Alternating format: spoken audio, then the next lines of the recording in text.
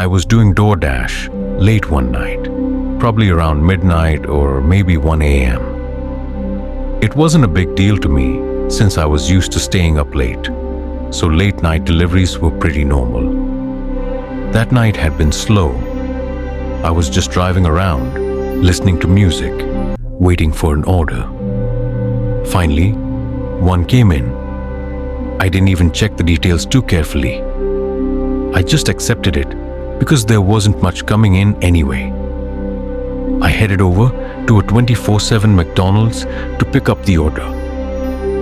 After grabbing the food, the app showed me the drop-off location. It was about 15 minutes away. The drive was quiet. Empty roads and nothing really going through my head. I was just on autopilot. When I got close, maybe 1 minute away, the app had me turn into a business area. At least, that's what it seemed like. But it didn't look like a normal business park. Most places like this are neat, with trimmed grass and well-kept buildings. But this one? It looked run down. Most of the buildings seemed old, abandoned, and the landscaping was completely overgrown. The app led me into a parking lot near a small, one-story office building. It looked just as run down as everything else around it. I delivered to office buildings before, so it didn't feel totally out of the ordinary. But something about this place gave me a weird feeling. The map directed me around to what looked like the back of the building. I checked the delivery notes for more instructions, and just then, I got a message from the customer. They said they saw me pull in and told me to bring the food to the gray metal door on the side. I replied okay and parked next to the building. I grabbed the food bag and headed toward the door. As I walked up, I noticed the door had no windows or signs, just a plain gray metal door. A second message came in. Just bring it right inside for me. I didn't think much of it. I figured maybe they were working late or couldn't leave their office. So, I opened the door and stepped inside. It was a hallway, but the main lights were off. Only a few small dim bulbs lit the path ahead. I thought there'd be a counter or lobby to drop off the food, but it was just this hallway. I wasn't sure if I should wait or walk further in. I pulled out my phone to text the customer again. That's when I heard a click behind me. I spun around and saw the door. I grabbed the handle and pulled, but it was locked. Someone had just locked me in. My heart dropped. I tried the handle again, harder this time, but it wouldn't budge. I panicked. I dropped the food bag and started walking down the hallway, hoping to find another way out before whoever locked me in came back. Just then, I heard a door open and shut from somewhere deeper in the building. I ran. At the end of the hallway, I found another door and opened it. It led into a similar hallway with rooms on both sides. I hurried inside, but heard footsteps rushing toward me from the direction I'd just come from. I ducked into one of the office rooms and hid. A few seconds later, I heard someone running into the hallway I'd just come from. They sprinted right past my hiding spot, heading toward the locked door. The moment I realized they were going the other way, I made a break for it, running in the opposite direction, hoping to find an exit. Thankfully, I did. I burst out of the building, jumped in my car, and sped out of there. I called the police right away, but they didn't seem to take it seriously. It took them 20 minutes to send someone out. By then, whoever had been in that building was long gone.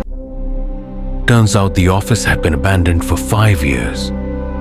No security, no cameras, nothing.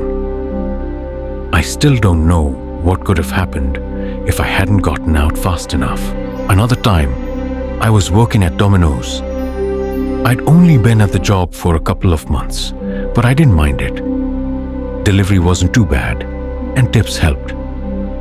That night, I came in around 8 p.m. We stayed open until midnight, and surprisingly, we still got a lot of orders late at night.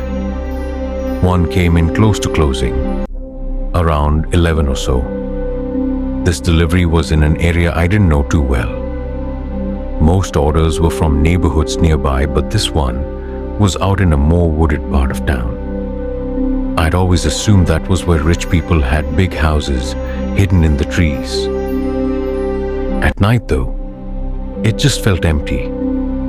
I followed the directions until I reached a gravel road with lamps on either side. At the end, the road split into 5 tiny paths, too narrow for a car. A sign said, "Welcome to Frosted Oak Cabins."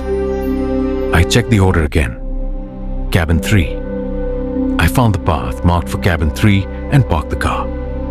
I picked up the pizzas and started walking down the trail. The lamps were so dim, I could barely see a few feet ahead. I'd step into a light for a second, then total darkness again. It was quiet, just the sound of crickets and wind in the trees. After a few minutes, I reached the last lamp. There was a tiny cabin in the clearing. No lights on inside, completely dark. I knocked on the door. I could hear the echo inside, but no one answered. I called the number on the order. It rang for a minute, then ended. As I stood there trying to decide what to do, I got a text from the same number. "I'm not at the cabin right now.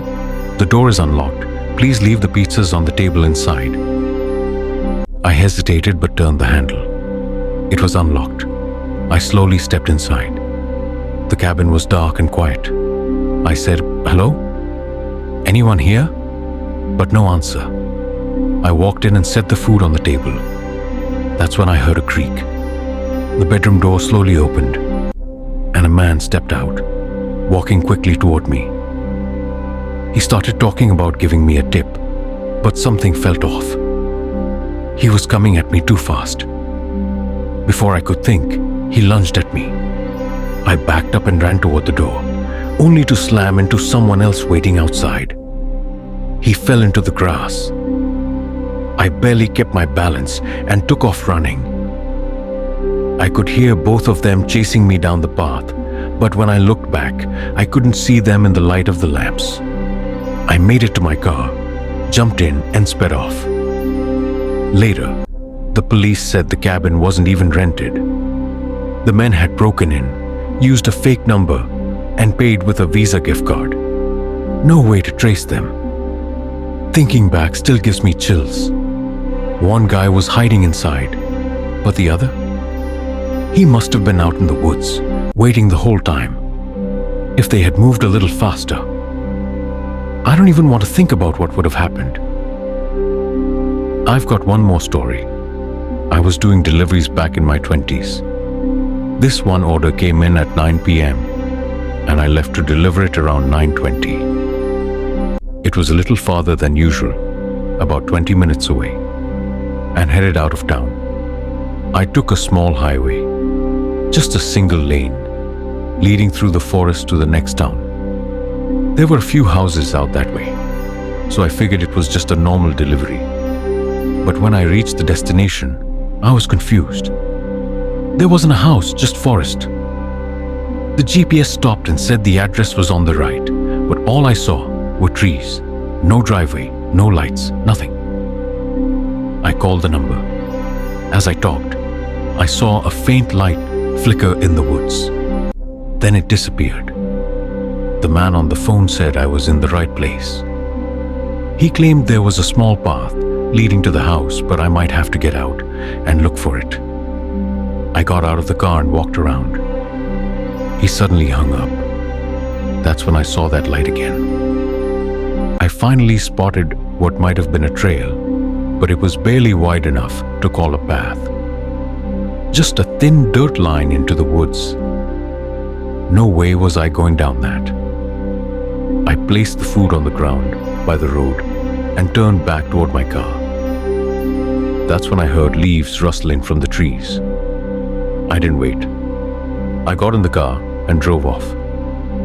Thank God I didn't go in there. Something was seriously wrong. I'll never know what was really going on that night, but I'm glad I didn't find out the hard way. Friends, if you enjoy hearing creepy delivery stories like these, don't forget to like, comment, and subscribe. Click the link to hear more terrifying tales like this one. Stay safe out there.